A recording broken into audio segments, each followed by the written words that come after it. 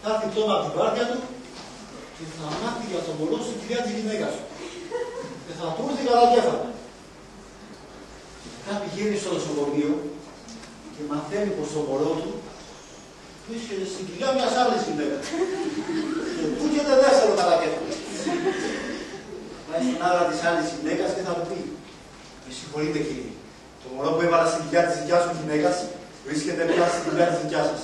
Να μου το προσέχετε συμπέρασμα. Τώρα όμως πρέπει να προετοιμάσω το Λουίτσι. Ψυχολογικά. Από τον Πάπα θα αρχίσω. Ο Πάπας, φίλε μου, θα του πω: έρχεται κάθε βράδυ πάνω από το κοσκεφάλι της γυναίκας σου και την τρομοκρατεί με την εγκυμοσύνη του.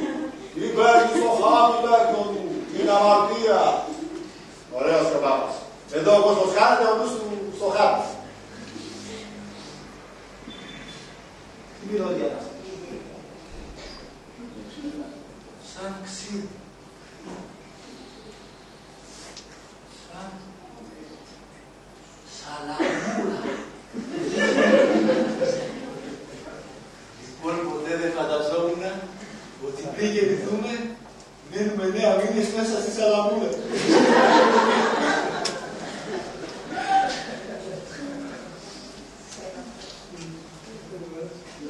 Παιδιά! Έλα Παναγία! Ώστε πριν γεννηθούμε, κολυμπάμε 9 μήνες μέσα σε σαλαμούρα με ελιές. Πίσω είναι η φύση, λοιπόν. Όλα τα προνοιεί. Το λάδι του παιδιού. Στο καλό, καλή μεταφύτευση. Τώρα, επειδή να πω εγώ, κάνω μια μπουκιάση. Αλλά όχι, είναι αματέρα. Να την αφήσω εδώ, να την έχω στο βίντεο όταν έρθει, να την κάνει φυλαστό. Είναι αδερνατιέται γιατί. Ούλη καραγούλη. Άμα στάξω μέσα λίγο λιμονάκι, δείξω αλάσπια, κουβέρια μεγανούς, δεν το δεις, θα κατέβει κάτω. Να κουράσω και νερό, να νιώσω και τα πατραχάκια. Δεν θα με φάτε εσείς κράτημα. Εγώ θα σας φάω. Θα σας λιώσω και θα σας χωνέψω τώρα. Άρα γυναίκα είσαι τρελή. Πόσες φορές έχω πει να μην ανάβει στο γκάζι και το τοξίμολο κολλητή μου. Να χτούμε στον αέρα κανόνε. Γιωβάνι, εδώ είσαι. Τι γίνεται, είδες τη γυναίκα μου. Βρε καλώς το Βρε καλώς το ταμπάκα. Έλα ρε τώρα, τι σαχλαμάρες είναι αυτές. Πες μου, μήπως είδες τη Μαρία. Βρήκα το σπίτι ορφάνικο και δεν είναι μέσα. Εσύ κοιμάσαι φιλαράκο μου και εσύ σου δουλεύει. Εδώ ήταν η γυναίκα σου, έβγε μια πολύ με τη δική μου. Και πού πάνε. Οι δικές δουλειές που κάνουν οι γυναίκες. Και να μην σε ενδιαφέρει ένα αυτή. Να μην με ενδιαφέρει που πηγαίνει η γυναίκα μου, ρε Γιωβάνι. Ενδιαφέρει, τότε γιατί δεν φρόντισες τα κλίσεις κρεβάτι να μην τα βρει. Κρεβάτι. Τι κρεβάτι. Κάτσε το κουτό τώρα, Πρώτα την του πόλεις και ύστερα δεν τρέχει τίποτα. Πάνω στα πάλι σου και δεν μιλάς. Οι κακομοίρες οι γυναίκες μας έχουν αυτά τα μόνες τους.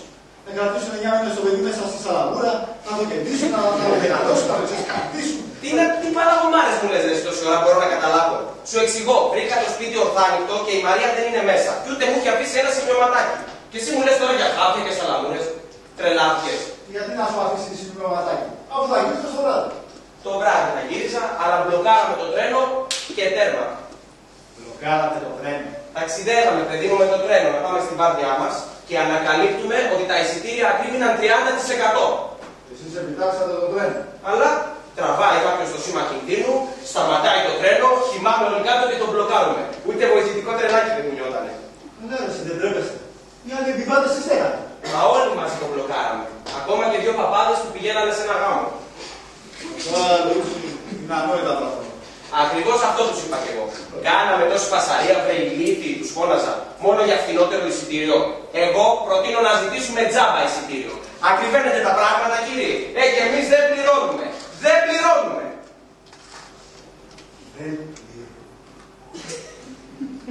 Δεν πληρώνω. Τι λες, εσύ σε πέρα καλά σου. Λουίτσι, πες του τόσο σου ξεσήκωσαν ένα. Μόνος μου το σκέφτηκα, Τζοβάνι. Μόνος μου το αποφάσισα. Ακούω από εδώ, ακούω από εκεί και βγάζω συμπεράσματα. Από ποιον να περιμένω επιτέλους βοήθεια. Από τη κυβέρνηση, από τα κόμματα ή μήπως από τα συνδικάτα? Έχουμε καταλήξει να ρωτάμε το κόμμα και πότε θα κατουρίσουμε? Πρέπει να κουνηθούμε και μόνοι μας, αλλιώς δεν αλλάζουν τα πράγματα. Δεν μου λες, μήπως μίλησες με μια αστιφύλακα χωρίς γυαλιά? Μοιάζεις πολύ με μια άλλη αστιφύλακα με γυαλιά.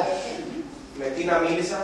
Γύρισε εδώ γύρω, ρε παιδί μου, μια αστιφύλακας, η οποία λέει να κάνουμε ντούσα, σούπερ μάρκετ και άλλα τέτοια. Είναι προβοκατόρης, είμαι σίγουρος.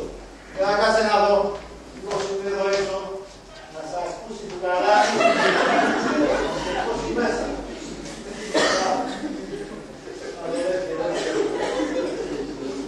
Καιρό σε κακομοίρι μου. Να μας έπρεπε, θα σου έλεγα. Ωραίο πράγμα αυτό, ρε. Τι είναι, ψαροσπά? Κακαδιά. Είναι πίνα που έχω, μου φαίνεται λουκούμι. Σάσου μέσα και λίγο λεμονάκι. Όχι, καλή είναι και έτσι. Αφού σ' αρέσει, για δοκιμάσαι γι' αυτό. Αυτό τι είναι? Σπεσιαλιτέ. Για σκύλους και γάτες. Τι λες, ρε, εσύ μου χρεώσει?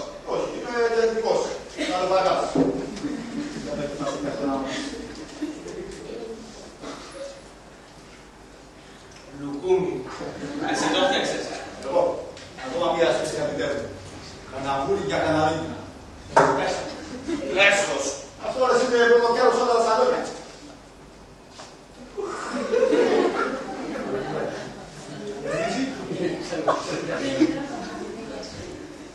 Το πάμε με μια ιδέα.